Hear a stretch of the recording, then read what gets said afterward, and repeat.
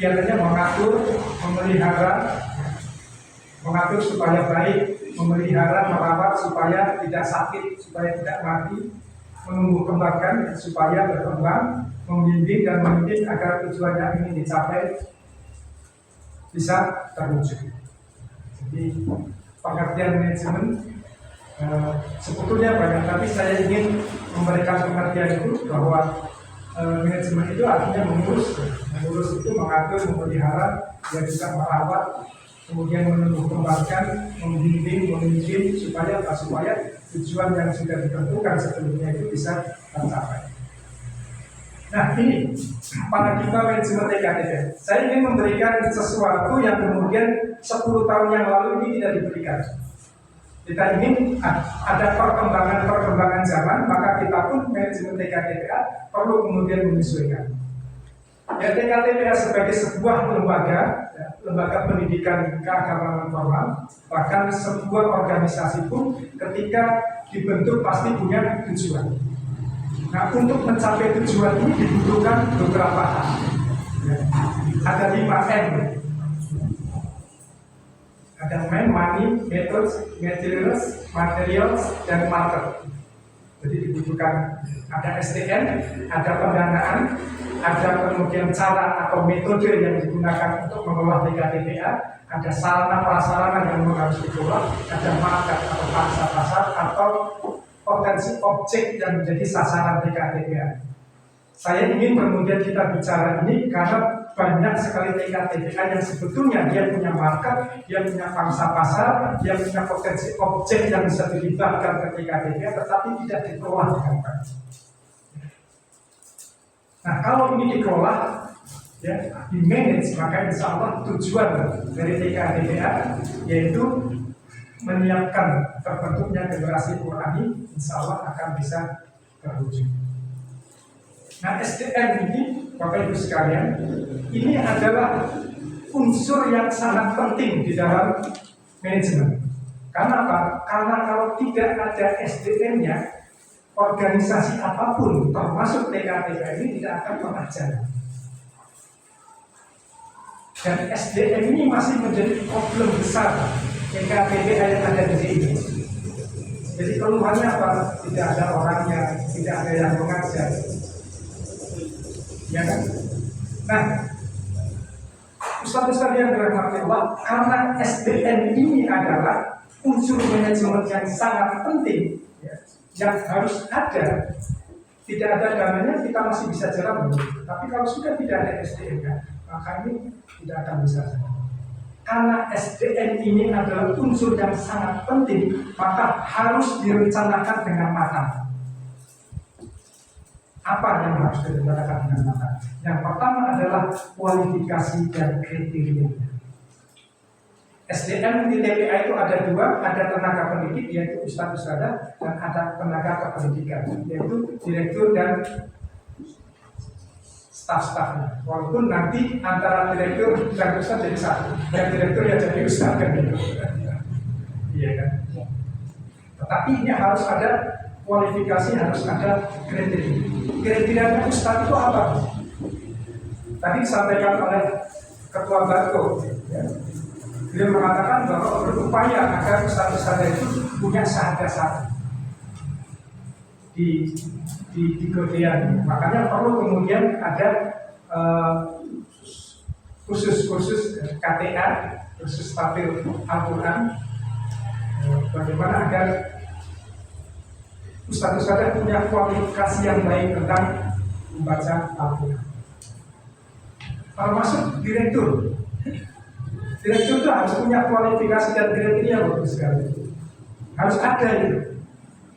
Kebanyakan orang sulit mencari direktur itu karena direktur nggak punya kriteria, nggak punya kualifikasi. Karena nggak punya kualifikasi, maka kualifikasi kriteria direkturnya melekat kepada direktur yang lama itu. Kalau di Bantul itu ada direkturnya Pak Buku, Pak. Buku itu direktur. Sekarang siapa yang mengganti Pak Buku? Nggak ada yang berani. Karena apa? Karena kualifikasi kriteria itu melekat pada Pak Buku itu. Sehingga kemudian ustadz-ustadz yang lain tidak berani kemudian menjadikan diri tampil sebagai direktur karena nggak ada kualifikasi dan kriteria. Maka harus ada. Misalnya direktur itu satu lulus sarjana satu misalnya kan, pernah mengikuti penataran tingkat dasar atau mahir satu misalnya. Usia misalnya minimal 21 tahun, aktif di TPA, pengalaman mengajar di TPA minimal 2 tahun misalnya. Sehingga kalau ada kriteria, setiap orang, setiap ustadz akan bisa mengukur dirinya. Oh, aku layak untuk masuk kriteria untuk menjadi direktur. Karena kalau tidak. Sehingga keluhannya apa? Sulit mencari pengganti. Karena memang tidak ada kriteria. Nah, kalau sudah ada kualifikasi, sudah ada kriterianya, maka yang kedua yang harus dilakukan adalah bagaimana kemudian mempersiapkan pola rekrutmen. Jadi kita punya kualifikasi ustadz yang kita inginkan, kemudian kita punya pola rekrutmen. Kita ini sering mengeluh kekurangan ustadz, tetapi tidak punya pola bagaimana cara merekrut ustadz. Kita hanya menunggu ada ustadz yang mau bergabung, kan gitu. Ya. Tidak punya pola untuk bagaimana mereka, baik itu jangka pendek maupun jangka panjang. Jangka panjangnya apa? Kita punya santri yang itu sebetulnya bisa kita persiapkan dengan baik dan pada akhirnya santri-santri kita rekrut menjadi ustaz. Nah, persoalannya adalah santri-santri kita tidak pernah dipersiapkan mereka untuk menjadi ustaz. Saya pernah di Piungan itu, ya, seluruh ustaznya itu adalah alumni. Bahkan direkturnya pernah telepon sama saya, "Pak, ini saya bingung Pak, kenapa Ustaz? Santrinya itu materinya sudah habis, tetapi nggak mau keluar." Jadi bingung. Ini sudah kita nyatakan lulus semua, anak-anak ini sudah sekian tahun, ada 5 tahun, tapi anak-anaknya nggak mau keluar dari TPA. Saya bilang itu apa namanya, masalah yang tingkat tinggi. Kalau yang lain itu belum jadi sudah banyak yang keluar. Akhirnya apa? Ya sudah, ini aja Pak. Dari 50 santri yang kemudian lulus tadi kemudian dibina untuk menjadi ustaz. Kemudian ada pelatihan. Nah, sehingga yang ketiga, ketika pola rekrutmen, ketika yang direkrut ustaz-ustaz itu belum sesuai dengan kualifikasi dan kriteria yang kita inginkan, maka langkah yang berikutnya adalah mengadakan pelatihan, mengembangkan wawasan, kemampuan dan keterampilan mengajar. Jadi kalau ustaz yang kita rekrut ini ternyata belum sesuai dengan kualifikasinya, diadakan pelatihan. Karena apa? Karena kemampuan ini menjadi modal bagi ustaz untuk mengajar. Banyak alumni TPA yang tidak dipersiapkan dengan baik, begitu besar disuruh mengajar, mereka nggak mau, apalagi menghadapi anak-anak yang sekarang, ya kan? Dia dulunya bandel, kemudian disuruh mengajar, dia terobsesi pada dirinya dulu. Yang ketiga adalah ada pembagian tugas yang jelas. Yang kelima ada pemberian penghargaan. Ini Jogja ini agak sulit penghargaan terhadap ustaz-ustaz. Saya kemarin waktu di Aceh Pak, itu ustaz itu bisa kredit motor. Ya karena untuk 0 tahun ya, 1 tahun pertama itu honornya 1.750.000. Jadi kalau kredit motor per bulan itu 750 masih punya 1 juta. Makanya kemudian di parkiran motor di sana itu motornya sama Scoopy semua keseragam karena kreditnya baru. Luar biasa, penghargaannya cukup bagus. Ini subjektif saya, kalau di Jogja masih sulit. Pokoknya ustadz itu harus ikhlas gitu. Ikhlas berjuang gitu ya. Ya. Nah persoalannya memang betul bahwa memang kita ikhlas sebagai ustadz kita harus ikhlas. Tetapi kalau kita lihat dari kacamata manajemen, ikhlas itu persoalan individu, persoalan dirinya dengan Allah kan. Nah bagi manajemen, bagi TPA bagaimana agar ustadz-ustadzah itu terjaga keikhlasan. Karena ikhlas itu susah ukurnya, Pak. Antara ustadz yang satu dengan yang lain itu beda ikhlasnya.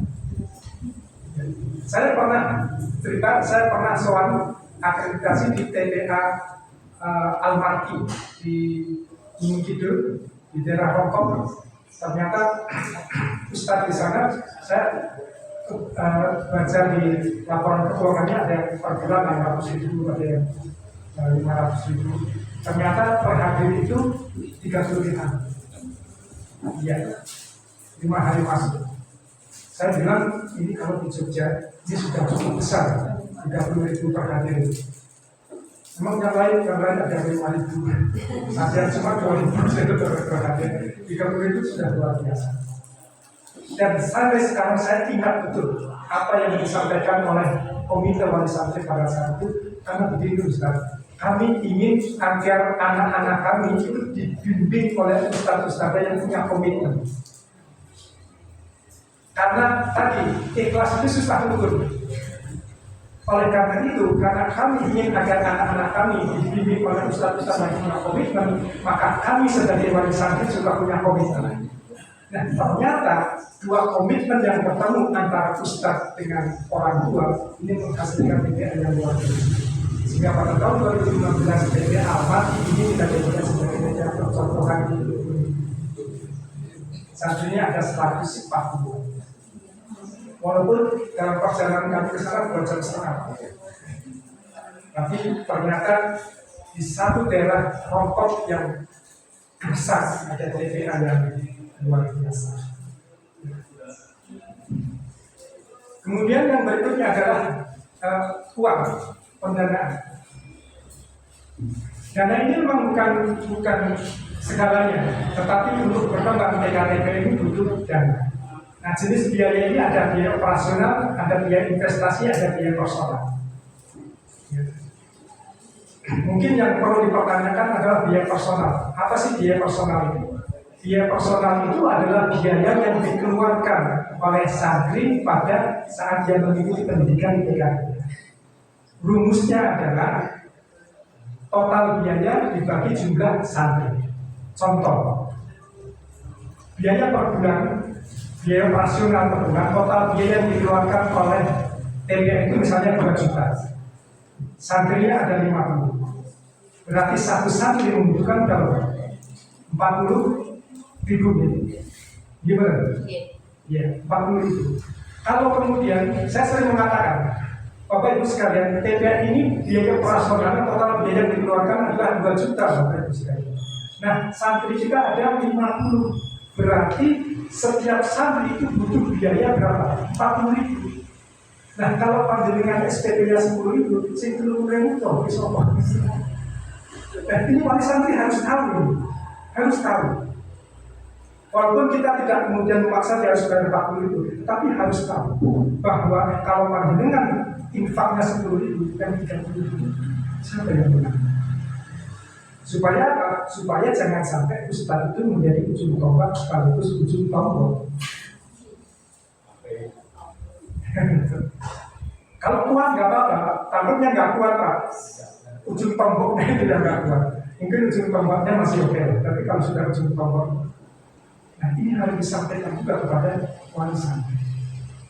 Kemarin saya ikut membenahi salah satu TPA, SPP-nya hanya 10.000. Terus saya bilang kepada wali santri, mulai tahun depan naik menjadi 25.000.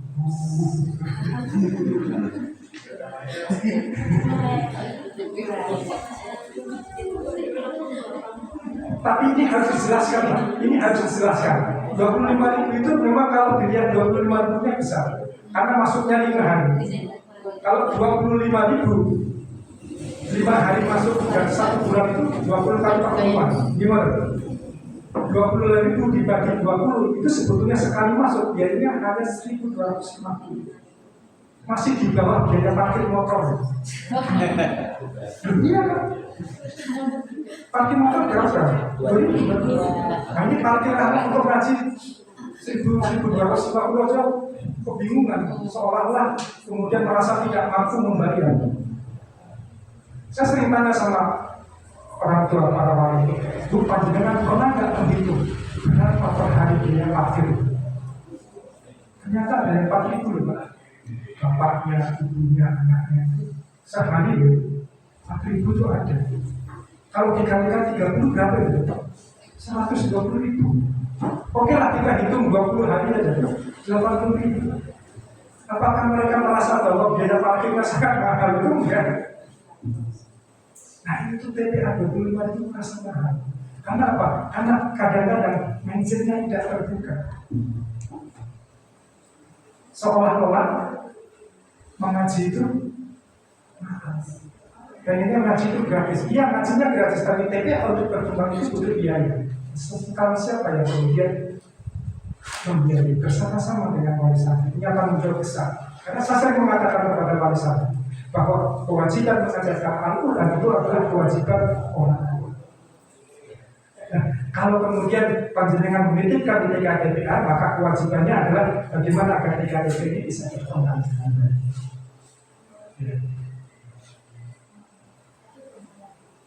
Nah, menyangkut masalah keuangan ini Bapak Ibu sekalian, yang pertama adalah menyusun anggaran tahunan RAD. Kita sering keluhannya Pak Ustaz, kekurangan dana. Tapi kalau ditanya berapa per bulan biaya yang dibutuhkan, nggak tahu.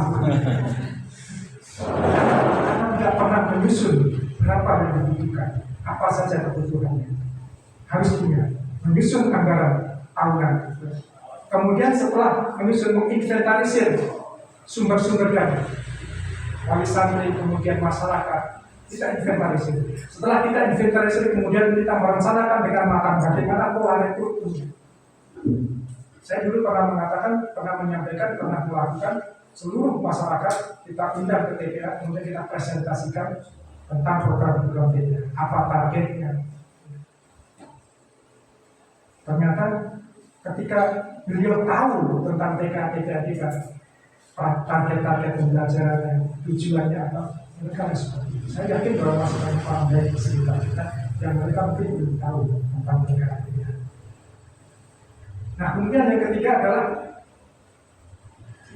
pengelolaan uang secara transparan. Yang ketiga, metode. Ada dua, ada bidang administrasi dan pendidikan.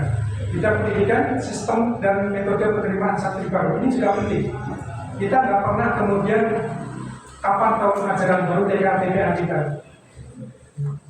Saya kira ini nanti di situ lalu perlu juga kemudian penerimaan santri baru secara serentak.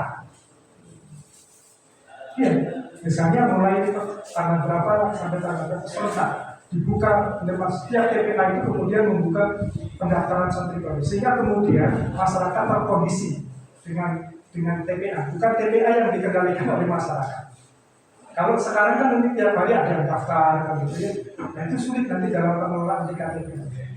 Coba bagaimana di situ harus fokus ini kemudian membidangi membuat situ aku fokus ini kemudian bagaimana memfasilitasi agar ada pendaftaran santri baru setiap TPA sehingga kemudian itu menjadi daya tarik. Oh, yang tadinya tidak tertarik untuk daftar karena ada dibuka penerimaan santri baru dengan syarat-syarat tertentu. Ya, ini administrasi. Ya. Juga itu menjadi penting karena administrasi menjadi sumber informasi. Administrasi bisa jadi alat komunikasi antara satu ustadz dengan ustadz lain, sebagai alat evaluasi dan sebagai sarana regenerasi. Banyak TPA yang ketika ditinggal oleh direktur yang lama kolaps karena tidak ada administrasi, sehingga konsepnya itu dibawa pergi. Ya. Nah, maka perlu ada administrasi. Oleh sebab itu prinsip administrasi itu adalah 3. Tulis apa yang ingin dikerjakan. Jadi seluruh apa yang dikerjakan kita tulis. Kemudian prinsip yang kedua adalah kerjakan apa yang sudah ditulis. Jadi kita mengerjakan semua yang sudah direncanakan.